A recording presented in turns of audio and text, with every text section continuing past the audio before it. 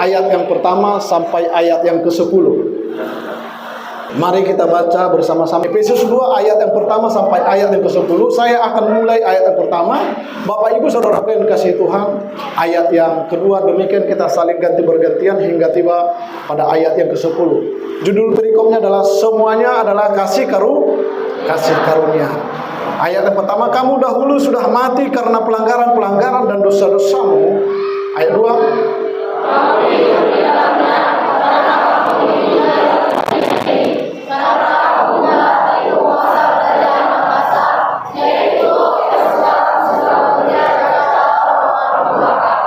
sebenarnya dahulu kami semua juga terhitung di antara mereka ketika kami hidup dalam hawa nafsu daging dan menuruti keinginan daging dan pikiran kami yang jahat. Pada dasarnya kami adalah orang-orang yang harus dimurkai sama seperti mereka yang lain. Ayat 4.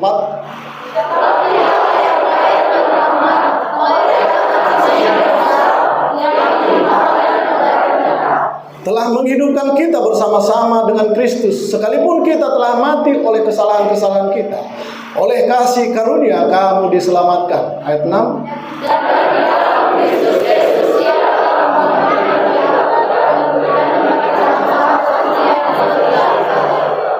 Supaya pada masa yang akan datang ia menunjukkan kepada kita kekayaan kasih karunia-Nya yang melimpah-limpah sesuai dengan kebaikannya terhadap kita dalam Kristus Yesus. Ayat 8.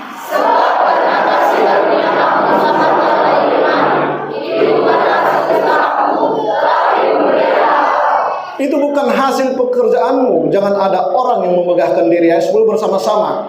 Karena kita ini buatan Allah, diciptakan dalam Kristus Yesus untuk melakukan pekerjaan baik yang dipersiapkan Allah sebelumnya. Ia mau supaya kita hidup di dalamnya. Katakan amin. Silahkan duduk Bapak Ibu Saudara yang dikasihi Tuhan. Ayat yang ke-10 dikatakan apa? Karena kita ini buatan Allah, diciptakan dalam siapa? Iya.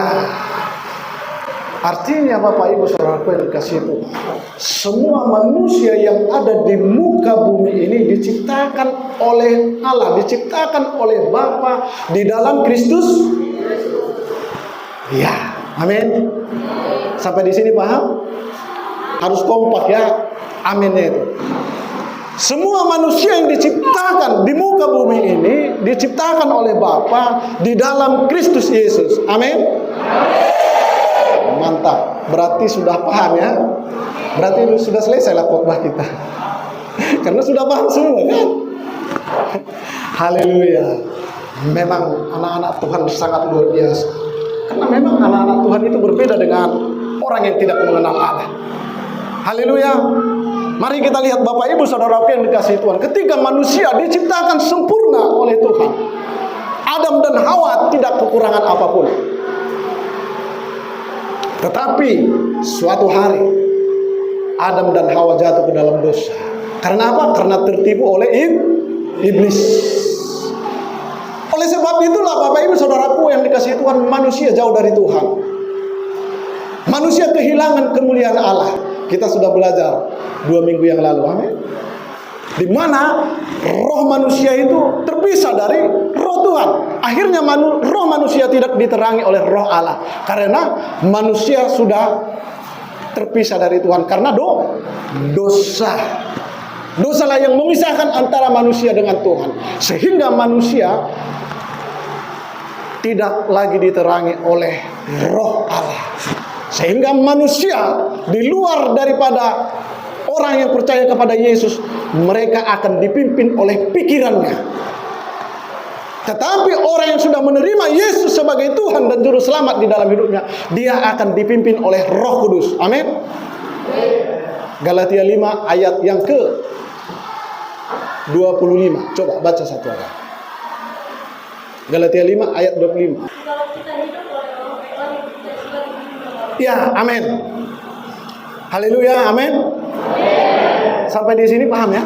Bahwa orang yang sudah menerima Yesus sebagai Tuhan dan Juru Selamat dalam hidupnya, kita dikatakan sudah menerima roh Allah, yaitu roh Kudus.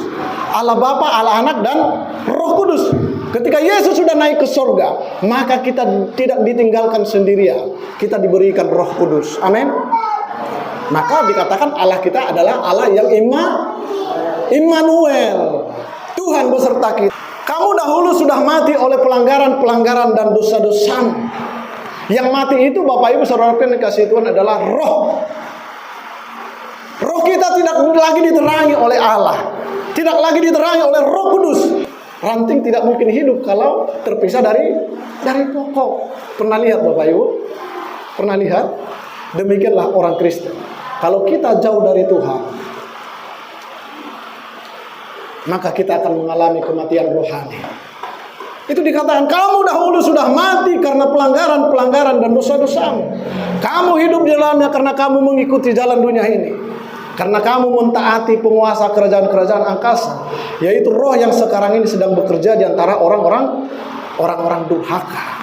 Orang-orang durhaka itu Bapak Ibu adalah orang yang tidak mengenal Tuhan. Mereka hidup dengan pikirannya, mereka hidup dengan keegoannya, dengan dirinya sendiri. Yang kami dahulu semua juga terhitung di antara mereka. Ketika kami hidup dalam hawa nafsu daging dan mengikuti keinginan daging serta pikiran kami yang jahat. Itu dia Bapak Ibu. Kalau kita tidak di dalam Kristus, pikiran kita itu jahat. Tidak ada manusia yang suka disakiti, apalagi dihina, apalagi direndahkan. Tetapi lihat, kekuatan kekristenan ada di situ Bapak Ibu. Ketika kita dihina, ketika kita direndahkan, ya, disitulah kekuatan kekristenan kita. Disitulah kekuatan iman kita. Kenapa? Kalau orang yang sudah rendah, bagaimana lagi direndahkan lagi, betul? Kita kan sudah rendah.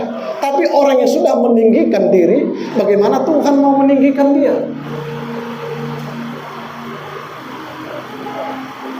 Ya, 2 Tawarik 7 ayat yang ke-14. Satu orang baca atau bisa ditampilkan? Bisa? Nggak bisa. 2 Tawarik 7 ayat 14. 2 Tawarik 7 ayat 14.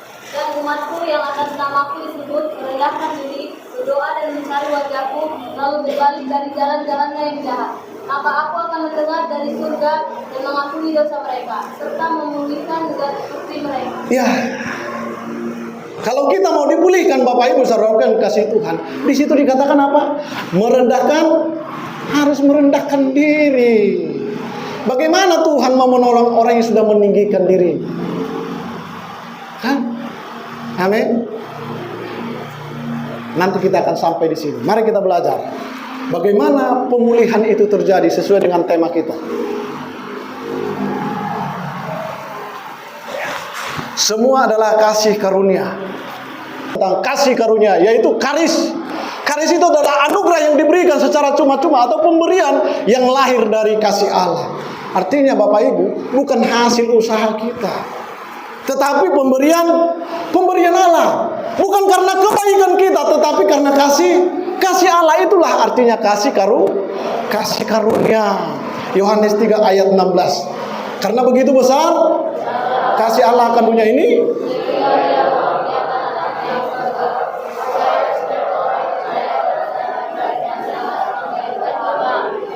ya, karena kasih Allah Bapak Ibu. Kita diselamatkan, kita dipulihkan semua karena kasih Allah, bukan karena hasil usaha manusia, bukan karena kebaikan kita. 1 Korintus 2 ayat ke-9 dikatakan apa? Apa yang tidak pernah dilihat oleh mata, yang tidak pernah didengar oleh telinga, itu yang disediakan Allah untuk kita. Amin.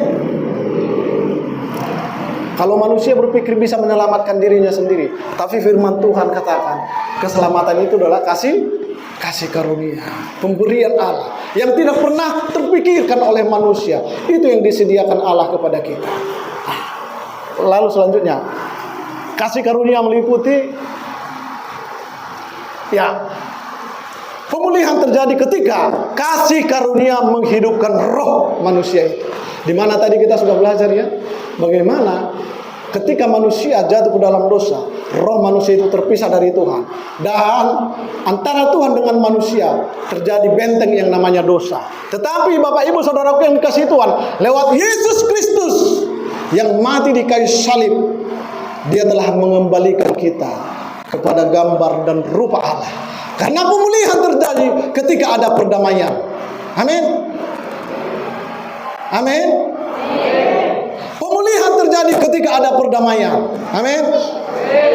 Salah satu contoh seperti ini. Ini ya, supaya gampang kita pahami. Pemulihan itu, kalau misalnya saya ada masalah, ini misal ya, misalnya saya ada masalah dengan siapa namanya Bang? Yohanes. Wah, Yohanes Pembaptis ini ya? Bukan. Kalau ayo berdiri Bang, sini dulu. Sini. Berdiri ya, berdiri. Sini naik. Ya.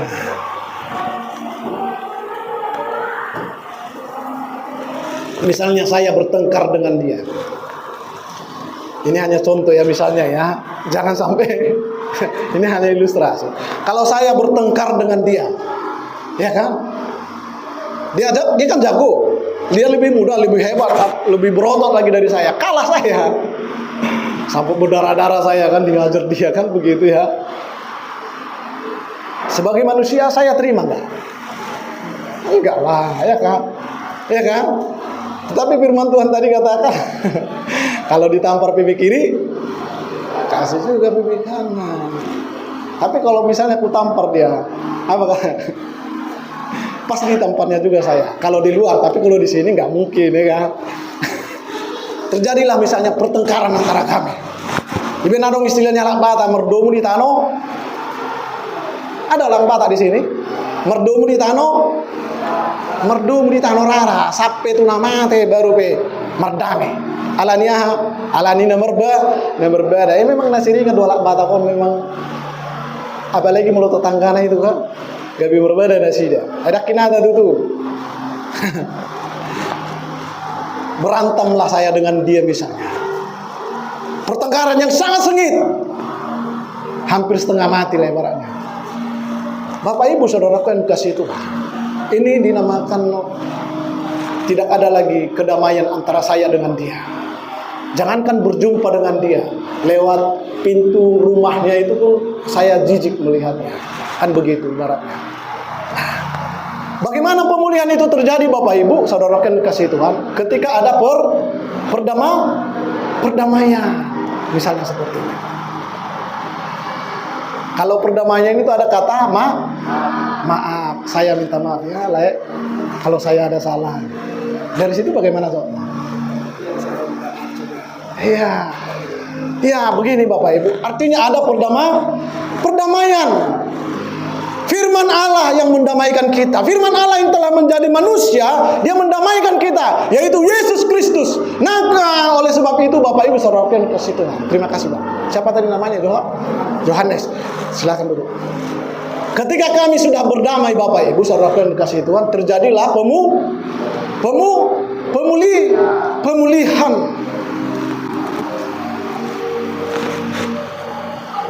Jadi kalau kita datang kepada Tuhan Bapak Ibu, kalau kita belum berdamai dengan Tuhan, sampai kapanpun tidak ada pemulihan di dalam dirimu. Sampai di sini paham? Kalau engkau tidak berdamai dengan Tuhan, sampai kapanpun hidupmu tidak akan diberkati oleh Tuhan. Engkau tidak akan bisa berjumpa dengan Tuhan, tidak akan mengalami pemulihan. Tetapi kita bersyukur Bapak Ibu saudara yang dikasihi Tuhan, Yesus yang adalah firman Allah telah mengambil alih segala kutuk dan dosa-dosa pelanggaran kita. Di mana yang dahulu manusia terpisah dengan Tuhan, lewat Yesus Kristus ia mendamaikan kita dengan Allah. Maka dikatakan Yesus adalah juru selamat. Yang kedua, bagaimana pemulihan itu terjadi? Kasih karunia menjualnya. Ayat 8 sampai ayat yang ke-9 firman, sebab karena kasih karunia kamu diselamatkan oleh iman. Itu bukan hasil usahamu tetapi pemberian Allah. Itu bukan hasil pekerjaanmu. Jangan ada orang yang memegahkan diri. Pikiran kita diterangi oleh Tuhan. Firman Tuhan katakan di dalam Roma 12 ayat yang kedua, janganlah menjadi serupa dengan dunia ini, tetapi berubahlah pembaharuan budimu supaya kamu dapat membedakan apakah kehendak Allah yang berkenan kepada Allah dan yang sempurna. Engkau adalah anak-anak Tuhan. Orang yang akan mempekerjakan engkau akan diberkati oleh Tuhan. Lalu yang ketiga, Bapak Ibu saudarakan, kasih Tuhan, kasih karunia. Kasih karunia membangkitkan tubuh. Lanjut. Ya. Secara rohani, orang yang percaya kepada Yesus telah dibangkitkan. Kita sudah dibangkitkan dari kematian karena dosa-dosa kita. Amin. Yesus kan telah mati bagi kita. Untuk apa itu? Untuk menanggung setiap dosa dan pelanggaran kita. Dia menggantikan kita karena upah dosa adalah maut. Yang seharusnya kitalah yang harus mati, Bapak Ibu.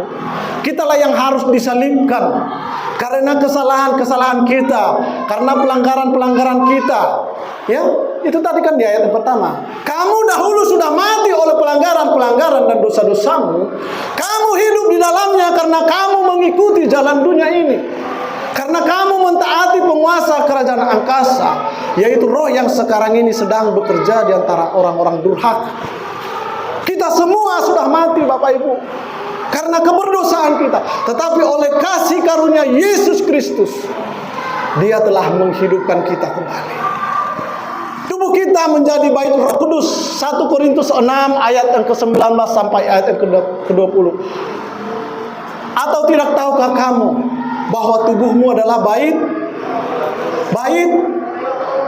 Roh Kudus? Oleh sebab itu, Bapak Ibu, jadikanlah tubuhmu itu adalah bait Roh Kudus. Jaga tubuhmu itu. Amin.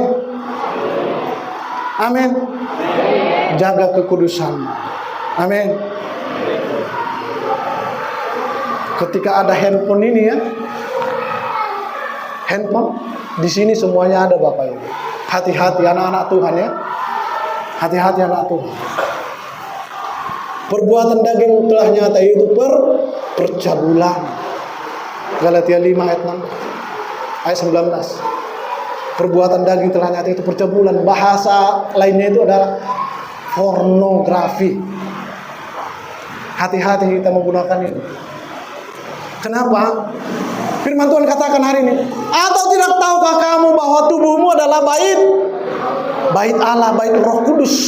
Yang terakhir, masa depan, di mana orang yang percaya kepada Yesus sebagai Tuhan dan Juru Selamat dalam hidupnya. Maka tubuh kita ini nanti, ketika kedatangan Tuhan kali yang kedua, tubuh kita ini akan dibangkitkan oleh Tuhan. Amin. Amin. Ini pengharapan kita. Ketika Yesus datang kedua kali bukan untuk menderita, tetapi menyatakan kuasanya. Dia akan mengangkat orang-orang yang percaya. Oleh sebab itu berjaga-jagalah. Karena tidak seorang pun yang tahu kapan kedatangan Tuhan itu. Karena tidak ada yang sampai ke surga kalau tidak melalui Yesus, Bapak Ibu.